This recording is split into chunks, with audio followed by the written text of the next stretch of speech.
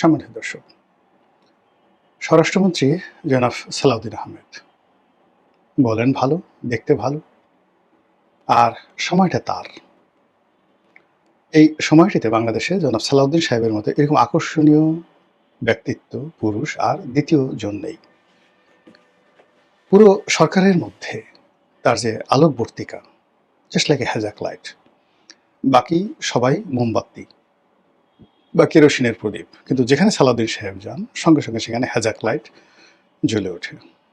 হ্যাজাক লাইটের আধুনিক সংস্করণ হয়তো ফ্ল্যাড লাইট, কিন্তু আমরা যারা সেই 70-এর দশকে বা 60-এর দশকে যাদের জীবন শুরু, আমাদের কাছে এখনো মানে মোমবাতি, তারপরে ওই সলতে দিয়ে ছোট দাদা, দাদি, মা, খালা তারা ওই নবজাতকের পাশে মানে সলতে দিয়ে এক ধরনের পিন পিন আলো জ্বলিয়ে রাখতো ছোট বাচ্চা হলে। সারা রাত সেটা জ্বলতো। সেটা সরিষার তেল দিয়ে এটা জ্বালানো থাকতো। এর কারণ হলো যে প্রায় বেশিরভাগ বাড়িতে মাটির ঘর ছিল। সেই মাটির ঘর মানে খোদাই করে শিয়াল ঘরের মধ্যে ঢুকে যেত। তারপরে ইঁদুর, তারপরে আরও জিনিসগুলো রয়েছে যেগুলোকে বলা হয় কি যেন ভাইতে বলা হয় আমাদের দেশে। তো এরা এসে এই বাচ্চাদেরকে কামড় দিত, ছোট ছোট নবজাতক বাচ্চাদেরকে কামড় দিত। তো এর থেকে বাঁচার জন্য বেশিরভাগ গরিব মানুষের বাড়িতে আসলে এমনি চকিও ছিল না, তারা ফ্লোরে ঘুমাতো।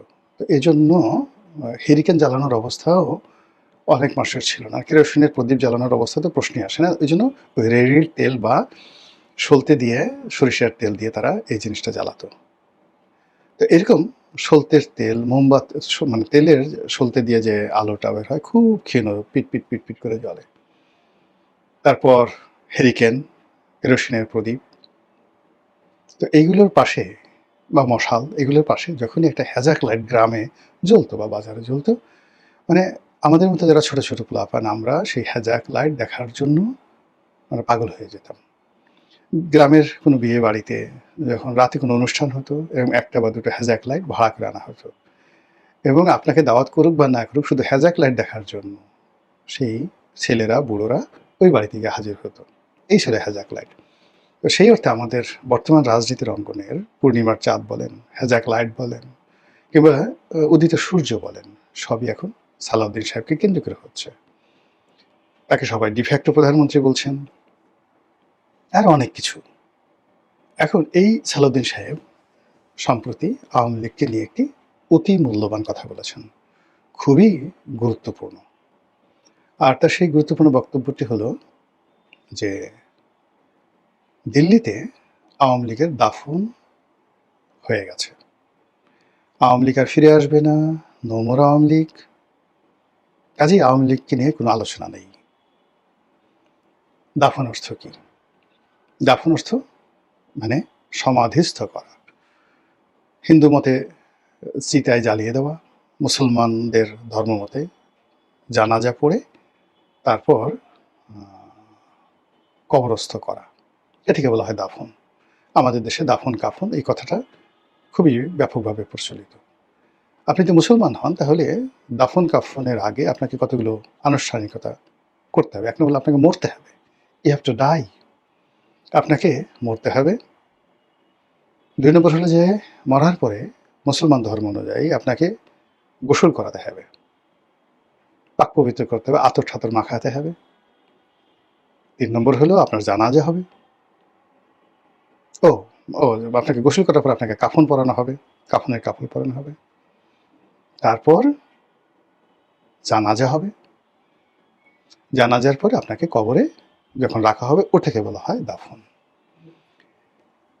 এখন সালাউদ্দিন সাহেব যে বক্তব্য দিয়েছেন সেই বক্তব্য অনুযায়ী আওয়ামী লীগের দাফন হয়ে গেছে, কবর হয়ে গেছে কোথায়? দিল্লিতে। এই কথাটার ভাব সম্প্রসারণ করব। এখন ধরুন, আওয়ামী লীগ তো একটা দল নয়, আওয়ামী লীগ কোনো ব্যক্তি নয়, আওয়ামী লীগ শেখ হাসিনা নয়, ইভেন আওয়ামী লীগ বঙ্গবন্ধু নয়। আওয়ামী লীগ হলো একটা বিশ্বাস, এ বিলিভ, যেটা এদেশের ৬ কোটি মানুষ মস্তিষ্কে এবং মনে ধারণ করেন। তাহলে মস্তিষ্ক যদি ৬ কোটি হয় আর মনও ৬ কোটি, তাহলে 12 কোটি, এই 12 কোটি মানে 6 কোটি মন আর 6 কোটি মস্তিষ্ক কবে মরল? তারপরে কে তাদেরকে মারলো? একসাথে কিভাবে মরলো? এদের কি ডায়রিয়া হয়েছে? এদের কি যাকে বলা হয় পোলা ওঠা হয়েছে? গুটি বসন্ত হয়েছে? করোনা হয়েছে? এদের কি চিকেন পক্স, যেটাকে আমরা গুটি বসন্ত বলি, সেটা চাইতে গুরুত্বপূর্ণ আরেকটা গুরুত্বপূর্ণ ঠিক বলে বিধ্বংসী, সেটা হলো একটা সময় যেটা গ্রামের পর গ্রাম যে হার্ট ছিদ্র হয়ে যেত, একটা অসুখ, সেই অসুখটা এখন আর নাই।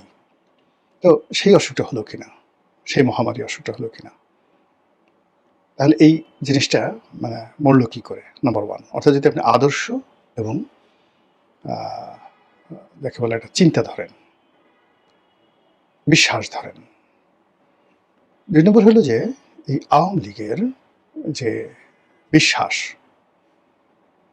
এবং যে আদর্শ এবং যে নীতি, সেটা জয় বাংলা হোক, তারপরে জয় বঙ্গবন্ধু হোক, শেখ হাসিনা হোক, বাংলাদেশি মানে বাঙালি জাতীয়তাবাদ হোক, ধর্মনিরপেক্ষতা হোক, মুক্তিযুদ্ধ হোক, মানে এই যে তার যে অনেকগুলো ন্যারেটিভ রয়েছে, আদর্শ রয়েছে। প্রথমত আওয়ামী লীগ এটা বিশ্বাস, মানে আওয়ামী লীগ নাম শুনলে, নৌকার কথা দেখলেই মানুষের মনের মধ্যে একটা নাচন তৈরি হয়ে যায়, মস্তিষ্কের নাচন তৈরি হয়ে যায়, এটা একটা পার্ট। সেকেন্ড হলো এটা মরলো কি করে, দিস ইজ মাই কোশ্চেন।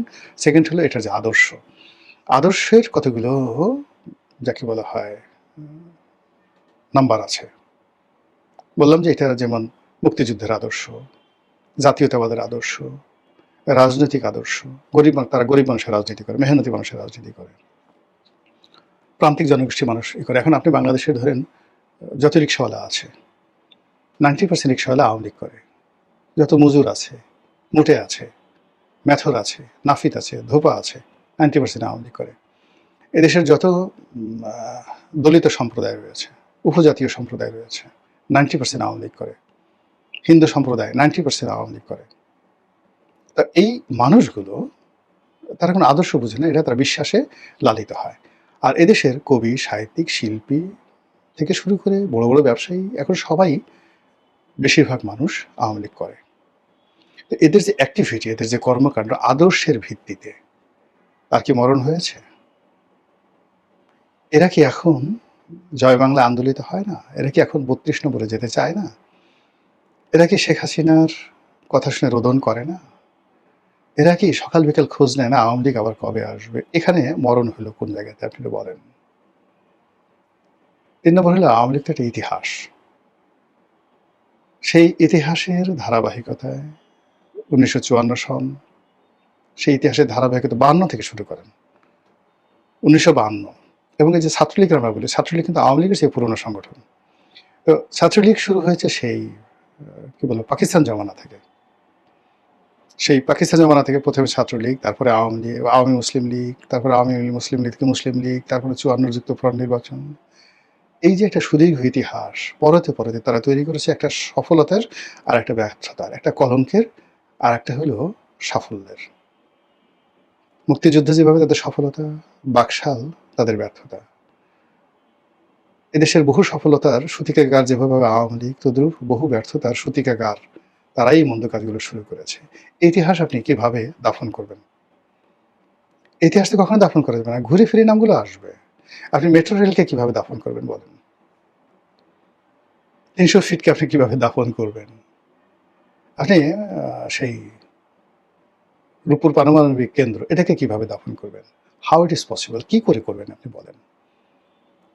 ফলে অ্যাজ এ হোল এই যে স্বরাষ্ট্রমন্ত্রী যে কথাগুলো বলছেন, আলটিমেটলি এই কথাগুলো আওয়ামী লীগের পক্ষে চলে যাচ্ছে, এই কথাগুলো বিএনপির পক্ষে চলে যাচ্ছে, এই কথাগুলো ভারতের পক্ষে চলে যাচ্ছে। এবং তিনি যত বেশি অ্যাকশন দেখাবেন, এই সমস্ত ব্যাপারে যত নেতিবাচক কথাবার্তা বলবেন, ততই তাকে সবাই সালাউদ্দিন বলবে, ততই তাকে সবাই শিলং সালাউদ্দিন বলবে, ততই তাকে সবাই ভারতের এজেন্ট বলবে। এবং এটা তার কপাল খারাপ। তিনি বুদ্ধিমান মানুষ, সাহসী মানুষ, জীবনে সফলতা পেয়েছেন বহু ক্ষেত্রে। কাজেই এই সফলতার ক্ষেত্রে আমার কাছে মনে হচ্ছে যে তার দলের এই সেম কথাগুলো যদি আওয়ামী লীগ দাফন কাফন হয়েছে, এটা যদি গয়েশ্বর বাবু বলতেন, সবচেয়ে কম সমালোচনা হতো। এ ধরনের কথা যদি মির্জা আব্বাস বলতেন, ইভেন মির্জা ফখরুল সাহেব বলতেন, তাহলে ওটার একটা ইফেক্ট থাকে। কিন্তু সালাউদ্দিন সাহেব যদি এই কথাগুলো বলেন, কোনো অবস্থাতেই এটা বিএনপির জন্য, আমাদের রাজনীতির কারোর জন্য এটা ভালো ফলাফল বয়ে নিয়ে আনবে না বিএনপির জন্য। দ্বিতীয়ত হলো যে যখন আপনি আওয়ামী লীগের চ্যাপ্টারটি ক্লোজ করতে চাচ্ছেন, ধরুন আপনার কথা, সালাউদ্দিন সাহেবের কথা আমি বিশ্বাস করলাম, বিশ্বাস করে আওয়ামী লীগকে ভুলে গেলাম যে আওয়ামী লীগ এখানে নো মোর, আমাদের দরকার নেই। এখন আমাদের প্রধান প্রতিদ্বন্দ্বী নাহিদ ইসলাম, শেখ হাসিনার পরিবর্তে নাহিদ ইসলাম। প্রধান প্রতিদ্বন্দ্বী আসিফ মাহমুদ, সজীব ভুঁইয়া, হাসনাত আবদুল্লাহ, সার্জিস আলম এবং প্রধান রাজনৈতিক দল আগামীতে আমাদের ফাইট করতে হবে এনসিপির সঙ্গে, এবং এনসিপি আগামীতে সরকার গঠন করবে। এতে অপশন, আওয়ামী লীগ থাকা মানেই তো বিপ্লবের শক্তি হিসেবে 1 নম্বরে চলে আসবে এনসিপি। আচ্ছা, দ্বিতীয় যে শক্তি সেটা আসবে কারা? জামাত। তো জামাত দ্বিতীয় শক্তি। জামাতকে আমরা প্রথম শক্তি আমি এখানে বললাম না, এর কারণ হলো যে আজকে যে বিষয়টি নিয়ে সবাই টানাটানি করছে বিপ্লব নিয়ে, জুলাই আগস্ট বিপ্লব নিয়ে বিএনপি টানাটানি করছে, জামাত টানাটানি করছে, কিন্তু সবাই জানে যে এটা এনসিপির সম্পত্তি। তো কাজেই এই বিপ্লবটি যদি সফল হয়, আওয়ামী লীগ যদি আসলে কবরে চলে যায়, তাহলে এই বিপ্লবের ফলে তো চলে গেল। বিএনপি বা জামাত তো আসলে আওয়ামী লীগের একটা পশম স্পর্শ করতে পারেনি। সালাউদ্দিন সাহেব থেকে শুরু করে অন্যান্য যে সমস্ত লোক বড় বড় কথাবার্তা বলছেন, তারা তো আওয়ামী লীগের জমানায় একটা উফ শব্দ করতে পারেননি। আমি এই জমানাতে যে কজন লোক খুব স্ট্রেট ফরওয়ার্ড হইতে কথাবার্তা বলছেন, বয়সে ছোট কিন্তু নির্ভেজাল কথাবার্তা বলছেন, আমজনতা পার্টির সভাপতি জনাব তারেক রহমান, যিনি বর্তমান প্রধানমন্ত্রী তারেক রহমান সাহেবের ঘনিষ্ঠ বন্ধু। তাকে বাংলাদেশের দ্বিতীয় তারেক রহমান হিসেবে অভিহিত করা যেতে পারে। তো আমজনতা পার্টির সভাপতি জনাব তারেক রহমান বিভিন্ন টকশোতে গিয়ে যে কথাগুলো বলছেন, এটাই হলো রিয়ালিটি, এটাই হলো বাস্তবতা। তিনি জুলাই নিয়ে যে কথা বলছেন, 32 নম্বর যে কথা বলছেন, আজকের বাংলাদেশ নিয়ে যে কথা বলছেন, তিনি পিনাকিকে নিয়ে যে কথা বলছেন, আমার দেশের মাহমুদুর রহমান জামাতকে নিয়ে যে কথাগুলো বলছেন, এটা হলো একেবারে বাস্তব। এর চেয়ে কোনো বাস্তব কথা নেই। আমার কাছে মনে হয় যে যদি নম্বর দিতে হয়, তাহলে 1 নম্বর বাংলাদেশে এই মুহূর্তে সত্যবাদী হিসেবে, নির্ভীক কথা হিসেবে এবং নির্ভেজাল কথা হিসেবে এই সাম্প্রতিক 2 বছর নিয়ে, এর আগের কথা বাদ, এই 2 বছর নিয়ে যারা সবচেয়ে স্ট্রেট ফরওয়ার্ড ওয়েতে কথাবার্তা বলছে, একদম নিরপেক্ষ, তার মধ্যে জনাব তারেক রহমান প্রধান, মানে আমজনতা পার্টির সভাপতি তারেক রহমান। তো যদি আপনি জুলাইকে মূল্যায়ন করতে চান, তাহলে এই তারেক রহমানের জন্যই আজকে বিএনপি ক্ষমতায়, প্রধানমন্ত্রী তারেক রহমান সাহেবের জন্য না। ইভেন তারেক রহমান সাহেব, যিনি আমজনতার সভাপতি, তিনি একটি সাক্ষাৎকারে বলেছেন যে বর্তমান হাসনাত, সার্জিস, অন্যান্য যারা আছেন, তারা প্রথমত আন্দোলন থেকে নিজেদেরকে প্রত্যাহার করে নিলেন, তারা ডিজিএফআইয়ের কবলে চলে গেলেন, তারা যেটা বললেন যে এখন যারা আন্দোলন করছে তারা সন্ত্রাসী, আমরা না। তো ওই প্রেক্ষিতে এই আমজনতার সভাপতি জনাব তারেক রহমান, তিনি আন্দোলনের নেতৃত্বে চলে এলেন এবং আস্তে আস্তে আস্তে আস্তে সাধারণ মানুষ সম্পৃক্ত হলো। এই যে সাধারণ মানুষ যে সম্পৃক্ত হলো, ঠিক সেই সময়টাতে বর্তমান প্রধানমন্ত্রী তারেক রহমান, তিনি এই যে এখন আমরা যাকে দ্বিতীয় তারেক রহমান বলছি, তাকে নিয়মিত ফোন করতেন, তাকে বিভিন্ন রকম উৎসাহ দিতেন, উদ্দীপনা দিতেন এবং কিছু টাকা পয়সাও দিতেন। এবং তারেক রহমান বলছেন যে 1 নম্বর তারেক, মানে প্রধানমন্ত্রী তারেক রহমান, উনি ওরকম 4 লাখ 5 লাখ টাকা দেননি, আমাকে 20,000 25,000 এরকম করে টাকা দিয়েছেন। তো এই যে দেখুন, এখন আপনি যদি সালাউদ্দিন সাহেব এই মুহূর্তে যদি সেই জুলাইকে আপহোল্ড করতে চান, যে এই জুলাই সবকিছু যারা আমাকে ক্ষমতা এনেছে, এই জুলাই সবকিছু যারা শেখ হাসিনাকে কবর দিয়েছে, এই জুলাই সবকিছু দেখেন আওয়ামী লীগের দাফন কাফন সম্পন্ন করেছেন, তাহলে নেক্সট প্রধানমন্ত্রী হবেন বাংলাদেশের জনতা দলের প্রধান জনাব তারেক রহমান।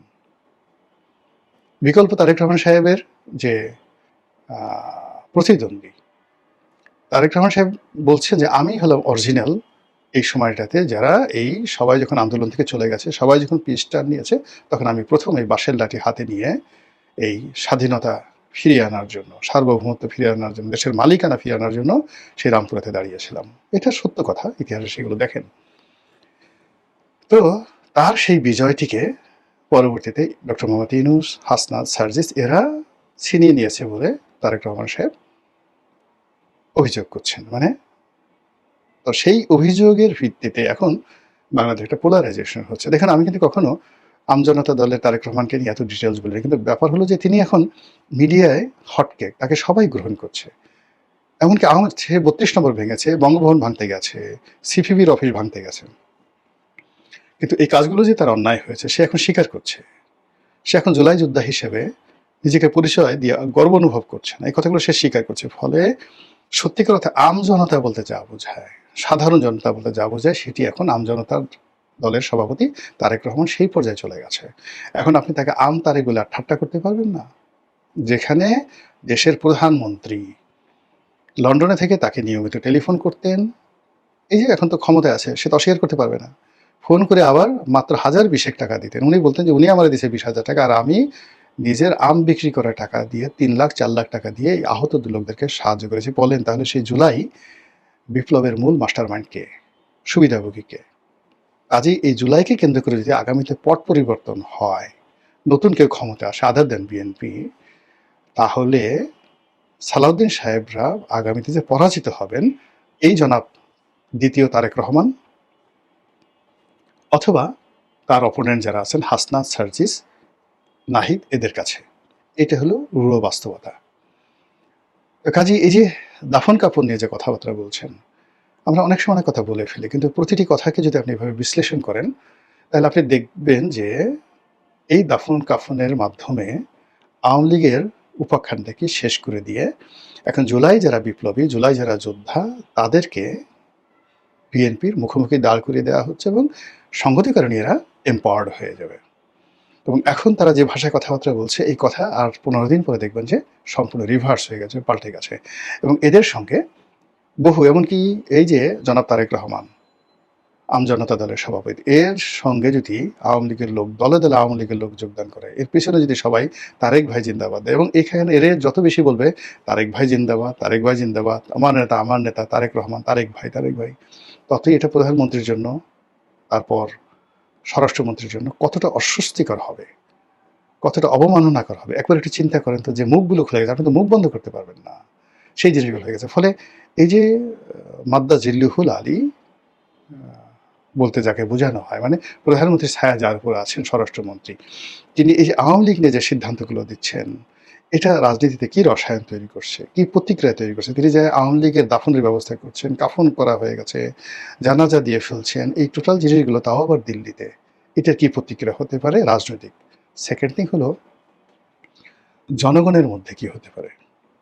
মানে বাংলাদেশের ৬ কোটি মানুষ আওয়ামী লীগ করে, তারা হয় এই সময়ের মধ্যে যারা বাংলাদেশে আছেন তারা আওয়ামী লীগ ত্যাগ করেছেন, বিএনপিতে যোগদান করেছেন, অথবা আমজনতা দলে যোগদান করেছেন। কাজেই বাংলাদেশে আওয়ামী লীগ নেই।